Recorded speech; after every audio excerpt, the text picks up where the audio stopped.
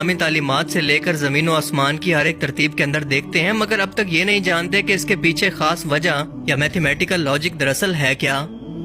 آسان الفاظ میں اسلامک اسکالرز کے لیے اور سائنٹسٹ کے لیے نمبر 7 آج تک ایک مسٹری ہے، ایک پہیلی جس کا اب تک کسی کے پاس کوئی جواب نہیں۔ شاید اب تک ہم انسانوں کا دماغ اتنے ایڈوانس لیول پر نہیں جا سکا کہ اس کی گہرائی کے اندر اتر سکے، پر یقیناً مستقبل کے اندر ہم انسان اس کے متعلق کوئی نہ کوئی کھوج تو ضرور لگا لیں گے، کیونکہ اللہ تعالیٰ خود یہ چاہتا ہے کہ ہم اس کی کائنات پر غور و فکر کریں اور اس کی ترتیب پر غور کریں تاکہ اس کی ذات کو پہچان سکیں۔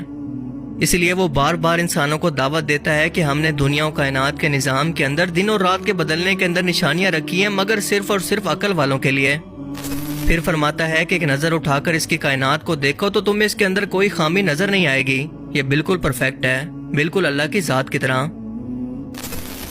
قرآن کریم علم کے علاوہ نمبرز کی ترتیب کے لحاظ سے بھی ایک معجزے سے کم نہیں ہے۔ مثال کے طور پر اگر آپ پورے قرآن کا مطالعہ کریں تو لفظ سزا 117 بار رپیٹ ہوا ہے، جبکہ لفظ معافی 234 بار۔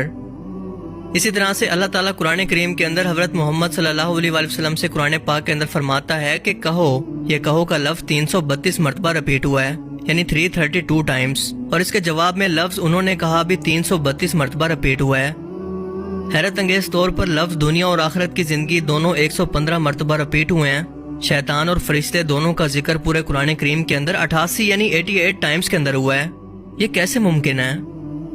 جنت اور جہنم دونوں کا ذکر 77 ٹائمز، جبکہ زکوٰۃ اور برکت کے لفظ دونوں 32 مرتبہ یعنی 32 ٹائمز کے اندر رپیٹ ہوئے ہیں۔ یہی نہیں بلکہ موسم بھی، سردی اور گرمی کی صورت دونوں 5 مرتبہ پورے قرآن پاک کے اندر بیان ہوئے ہیں۔ مرد اور عورت دونوں کو برابر 23 مرتبہ بیان کیا گیا، اور اس کے پیچھے لاجک یہ ہے کہ انسان کی تخلیق کے وقت بایولوجیکلی طور پر ایک بچہ اپنے